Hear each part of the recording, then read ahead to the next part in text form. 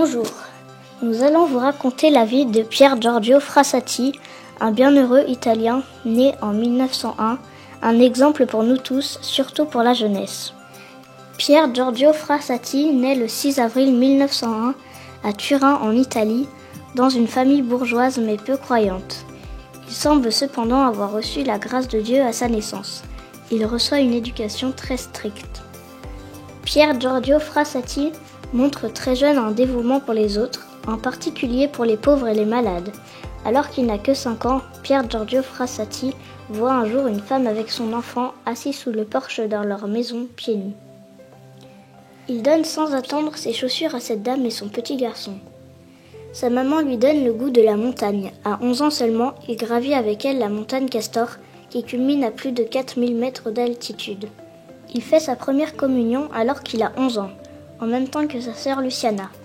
À partir de ce jour-là, il communiera tous les jours, ce qui était quelque chose d'exceptionnel à l'époque. Pier Giorgio fréquente l'école de son quartier en Italie. Malheureusement, il connaît l'échec scolaire et redouble 2 fois. Du coup, ses parents l'inscrivent dans une école privée tenue par les jésuites. Il se retrouve ainsi pour la première fois dans un milieu où il peut approfondir sa foi. Avec plusieurs de ses amis, il crée la compagnie des Types Louches.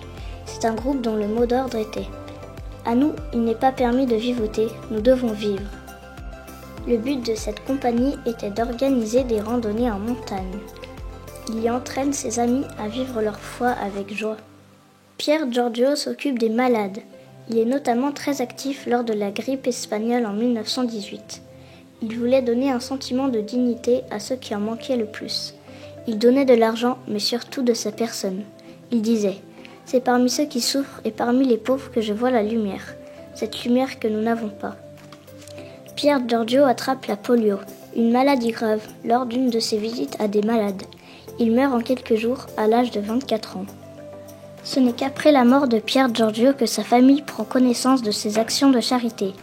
Même ses amis ne sont pas au courant de l'importante activité qu'il a menée auprès des pauvres.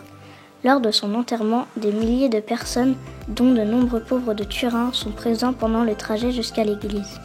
En 1981, son corps est exhumé et retrouvé intact. Plusieurs journaux publient la nouvelle et considèrent Pier Giorgio comme un saint. La même année, son corps est transféré à la cathédrale Saint-Jean-Baptiste de Turin, où il est toujours vénéré aujourd'hui. Il est béatifié, cela veut dire qu'il devient bienheureux par le pape Jean-Paul II le 20 mai 1990. Il est déclaré patron des sportifs et des confréries. Comme la confrérie Saint-Vincent du Beaujolais par exemple. Il disait « La tristesse ne devrait pas exister dans l'âme des catholiques. La souffrance n'est pas triste, la tristesse est la pire des maladies. » Il est aujourd'hui proposé un modèle pour les jeunes. Ils savent qu'en suivant son exemple, ils peuvent transformer leur vie en une merveilleuse aventure.